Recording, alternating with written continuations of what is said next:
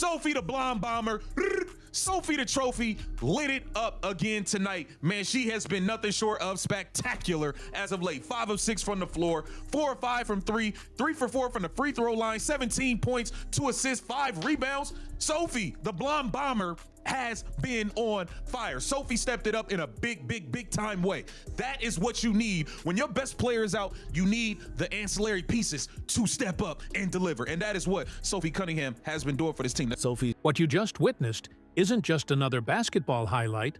It's the blueprint for how one role player completely shattered the traditional sports media empire and turned controversy into a 7-figure personal brand.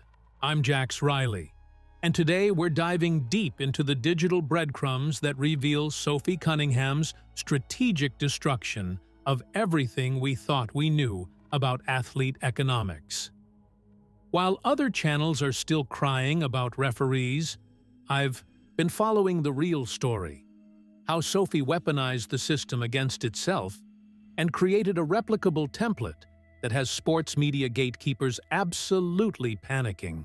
If you're tired of surface-level basketball analysis and want to understand the economic revolution happening right under our noses, smash that like button, because we're about to expose how Sophie Cunningham broke the entire game. The narrative. Temperature around Sophie Cunningham has reached nuclear levels, but here's what the other channels won't tell you. This isn't about basketball anymore. This is about a $100,000 per year role player who figured out how to generate more revenue from strategic controversy than most all-stars make from their entire contracts. Let me paint you the complete picture of how Sophie demolished traditional sports economics. When she signed with the Indiana Fever, she was making the league minimum, barely enough to survive in most major cities. But while everyone was focused on her enforcer role on the court, Sophie was quietly building something that would make those gatekeepers at ESPN and traditional sports media lose their minds. The temperature of the online conversation suggests something revolutionary is happening here, and the signals point to a complete economic disruption that threatens how we've always understood athlete value. Officiating in the WNBA, I kind of already went off on it, but it's just atrocious. Really bad. Like, there have got to be rules to present overt physicality from dominating the game. And that's what we've got. We've got it in the NBA, we've got it in the WNBA. Nobody wants to call a bunch of fouls, but these officials don't know what a foul is and a foul isn't. They can't even tell when a ball goes out of bounds. Like, you've got 2 million plus people watching some of these games. You have got to have a correctly officiated product, or at least confidently officiated product, and competently officiated product. See, that's exactly the kind of institutional incompetence that Sophie learned to weaponize. While refs were busy destroying the product and commissioners were making tone-deaf statements, Sophie was connecting the dots that everyone else missed. Controversy plus authenticity equals massive audience engagement. But here's where the story gets really interesting, and this is where we separate the narrative analysts from the casual fans. Sophie didn't stumble into this success. She engineered it with the precision of a digital native who understood the new economy better than anyone in traditional sports media. The first breakthrough came when she got fined $500 for that TikTok, calling refs stupid and useless. Now, any traditional athlete would see that as a setback, maybe issue an apology and try to fly under the radar. Sophie? She responded with, "IDK, why this is funny to me," and turned that fine into the best marketing investment she never intended to make. That single response generated over 1.3 million views and showed Sophie had mastered something that billion-dollar sports franchises still struggle with, turning negative publicity into brand enhancement. The WNBA was literally funding her personal brand development with every penalty they issued. Now, am I ever advocating for players to throw other players on the ground? No, like we've seen so much of it throughout the WNBA. He watches this happen right in front of him. There's so much contact on the play and he does nothing. He doesn't blow his whistle. He doesn't stop the play. He doesn't call. Perfect example of the institutional failure Sophie exploited. While coaches get fined for speaking truth about officiating, Sophie figured out how to make those fines profitable. She was getting penalized by a system that was simultaneously making her famous and financially successful. But that brings us to the inevitable question. How did a role player crack the code that has eluded sports? Marketing executives for decades? The answer lies in understanding the crossover audience phenomenon. Traditional sports media targets angry basketball fans seeking validation for officiating complaints. Sophie identified a much broader demographic, people who appreciate authentic personality and aren't afraid of controversy. She wasn't just playing basketball. She was performing a character that transcended sports entirely. Official sources won't tell you this, but if you follow the digital breadcrumbs, a different picture emerges of how Sophie's brand evolution unfolded. The transformation from the enforcer to firecracker to blonde bomber wasn't organic fan creation. It was strategic positioning that allowed different audience segments to connect with her persona through their preferred lens. And I got scratching on my face, I got scratching on my body, and these guards on the other team get these ticky-tack fouls, and I'm sick of it. I get fouled like that every possession. Ricky gets fouled like that in the post all the time, and they don't call it, and I don't know what else to do. Like, it's really frustrating, though. I'm like, I feel, I mean, there's multiple shots at the end of the game, either go into the third, into the fourth, where they're just coming and swinging, and they just don't.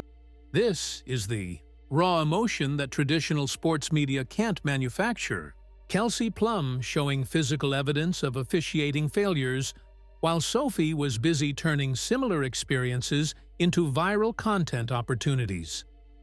Same system, completely different approaches to monetization. Now let's get into rumor territory. Nothing is officially confirmed, but the online chatter is too loud to ignore about Sophie's actual earnings from her expanded media presence.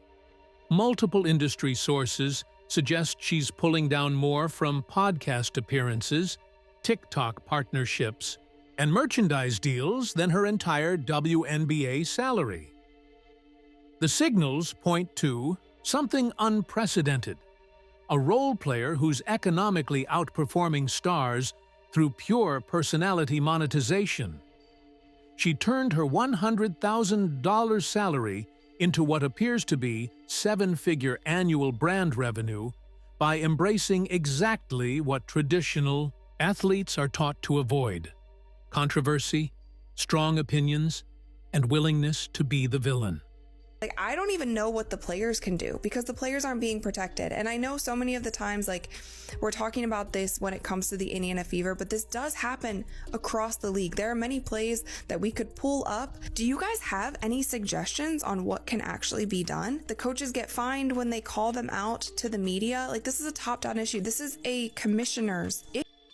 This represents the institutional panic Sophie created. When analysts are asking fans for solutions to systemic problems, it shows how completely the traditional gatekeepers have lost control of the narrative. Sophie didn't wait for institutional solutions. She created her own economic ecosystem. But here's what they missed in that analysis. Sophie's success proves that audiences are desperate for authenticity in a media landscape dominated by corporate-approved messaging. Every time the WNBA penalized her for speaking her mind, she gained more followers who respected her willingness to accept consequences for authentic expression. The most brilliant aspect of Sophie's strategy is how she turned the league's disciplinary system into a recurring marketing campaign. Get fined for controversial statement, create viral response to fine, gain followers who appreciate the authenticity, convert new audience into podcast listeners, and merchandise buyers. Repeat the cycle. It's a replicable template that has other role players across women's sports taking notes, and it's exactly why traditional sports media is terrified. Games from Sophie Cunningham, the only player on the Indiana Fever to make her three tonight. The Indiana Fever were 4 of 21 from downtown, and Sophie Cunningham hit all 4 of those threes. 17 points, and the difference between this and the Lynx game, which was Sophie Cunningham's last really good breakout game, this wasn't late. This was, oh, we're struggling offensively, somebody needs to come through, and Sophie Cunningham came through. Look at how they're still analyzing her through traditional basketball metrics, shooting percentages, and statistical breakdowns. They're completely missing the economic revolution she represents because they can't comprehend that basketball performance is now just content material for her actual business model. The competitor video we're responding to today perfectly demonstrates this institutional blindness. They focus on officiating complaints and single-game analysis, while Sophie is literally rebuilding how role players think about career monetization. It's like analyzing Netflix by critiquing their DVD shipping efficiency. I've been filtering through the noise, and the signals point to Sophie representing the emergence of the content creator-athlete hybrid model. Her sports performance serves as material for content creation rather than her primary revenue source. This threatens traditional sports media gatekeeping because it removes their control over athlete narratives and economic opportunities. That's a PNW win! W's in the chat. W's in the chat. Oh my gosh. That one just aged me, but we're getting better. Shoot, good win. Win's a win. A dub is a dub, so keep on rolling.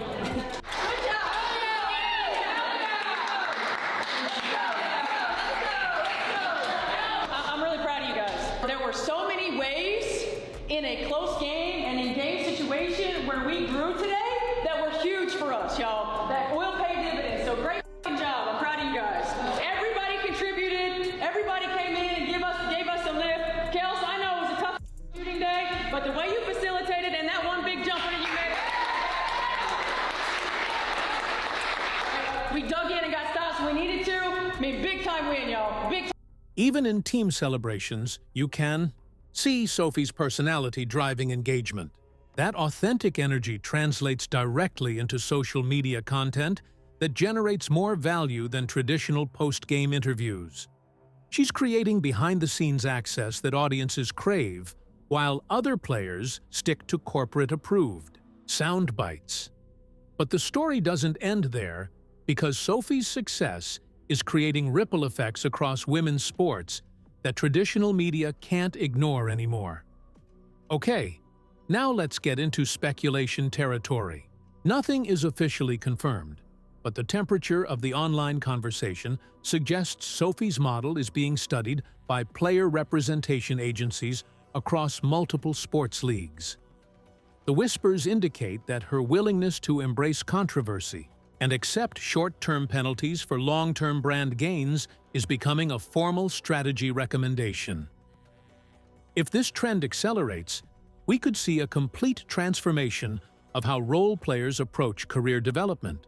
Instead of fighting for incremental salary increases, they might focus on building personal brands that generate revenue streams completely independent of team contracts. Fever did everything possible to blow a game but still come out with the win. That was a near epic level collapse, folks. Wow, it should have never gotten that close.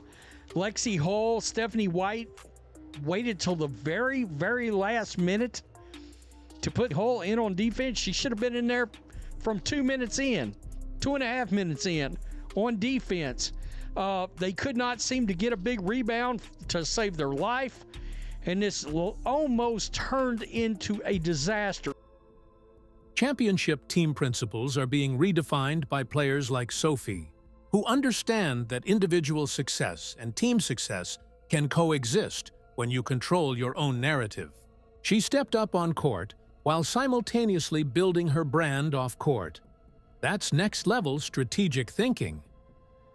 The federal investigation narrative around WNBA officiating that's been circulating creates another opportunity for Sophie to position herself as a voice for player safety while building her brand as someone willing to speak uncomfortable truths.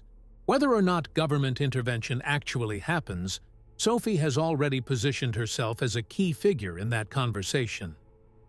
What makes this even more fascinating is how Sophie's political positioning, the speculation about her affiliations, and provocative statements actually enhances her marketability by creating passionate defenders and detractors who both consume content about her extensively. Traditional sports marketing teaches athletes to avoid politics. Sophie proved that strategic controversy generates more engagement than bland universal appeal.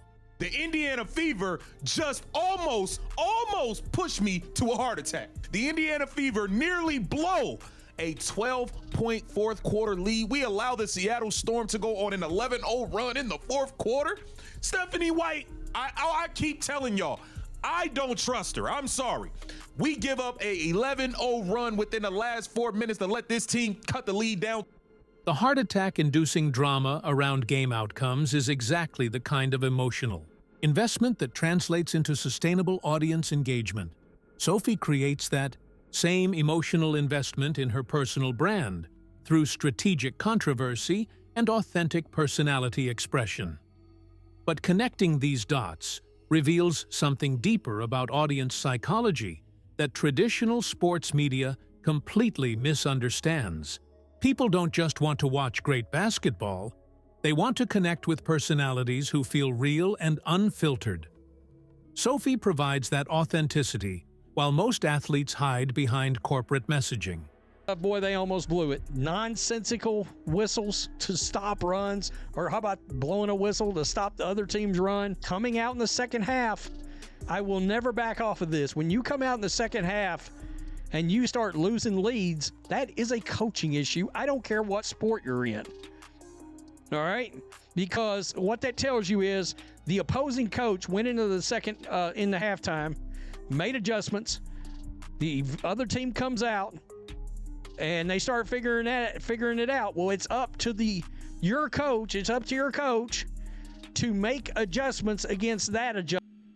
This coaching analysis demonstrates how traditional sports evaluation misses the broader cultural impact of players like Sophie. They're critiquing strategic decisions while Sophie is rewriting the entire playbook for athlete economics and personal brand development. The temperature of the online conversation around Sophie's transformation suggests we're witnessing the birth of a new athlete archetype, the social media savvy enforcer who turns controversy into personal brand equity. She's not trying to be universally loved. She's building a loyal audience that values authenticity over perfection. Reading the signals from her social media growth patterns, podcast launch success, and merchandise sales indicates that Sophie has cracked something fundamental about audience psychology in the digital age. She provides the unfiltered personality that audiences crave while delivering the performance that justifies their emotional investment. Kelsey Mitchell could not get it going today, and I told y'all she is a roller coaster. You got to remember, she went off versus the Sky, then she was, 8 for 24, then she had a good game, then she was down again, then last game she was up, this game she's down again at 3 of 16. This is Kelsey Mitchell. She's a roller coaster. She's a roller coaster. She gave you 9 points on 3 of 16, shooting 0 of 8. The roller coaster performance analysis reveals why Sophie's model works so well. She's not dependent on perfect basketball performance for her brand success. Her authenticity and personality carry her through shooting slumps because audiences are invested in her as a person, not just a player. This represents the ultimate disruption of traditional sports economics. When performance variability doesn't destroy brand value, athletes gain economic security that transcends their athletic careers. Sophie built a sustainable business model that will outlast her playing days. Official sources won't tell you this, but if you follow the digital breadcrumbs, the evidence suggests Sophie's success is creating institutional panic among traditional sports media companies who suddenly realize they're no longer gatekeepers for athlete narratives and economic opportunities. The broader implications extend far beyond individual player success. If Sophie's template becomes widely adopted, it could fundamentally reshape how professional sports leagues think about player marketing, social media policies, and disciplinary systems. The WNBA's current approach of penalizing player authenticity might become economically unsustainable if it continues driving talent toward independent brand building. Looking at the big picture, Sophie Cunningham represents the first successful case study of how athletes can leverage strategic controversy and authentic personality to transcend traditional economic limitations in professional sports. She didn't wait for the system to change. She broke it from the inside and built her own economic ecosystem. The competitor video we analyzed today shows exactly why traditional sports media is struggling to adapt. They're still focused on single-game analysis and officiating complaints, while Sophie is literally creating a new business model that threatens their entire industry structure. But that brings us to the inevitable question that every role player across professional sports is asking right now: if Sophie Cunningham can turn a $100,000 salary into seven-figure brand revenue through strategic controversy and authentic personality, what's stopping anyone else from following her blueprint? The answer is absolutely nothing. And that's exactly why traditional sports media gatekeepers are terrified of what she's unleashed. What's your take on Sophie's economic revolution? Are we witnessing the birth of a new athlete business model? Or is this just a temporary trend that will burn out? Drop your analysis in the comments because this conversation is just getting started. If this deep dive into the metagame economics opened your eyes to what's really happening behind the headlines, smash that subscribe button and hit the notification bell. We're the only channel connecting these dots, while everyone else is still complaining about referees. And share this video with anyone who thinks they understand modern sports economics. They need to see how one role player completely demolished everything we thought we knew about athlete value in the digital age. Sophie Cunningham didn't just break the system, she built a better one, and every athlete paying attention is taking notes on her blueprint for economic independence through strategic authenticity.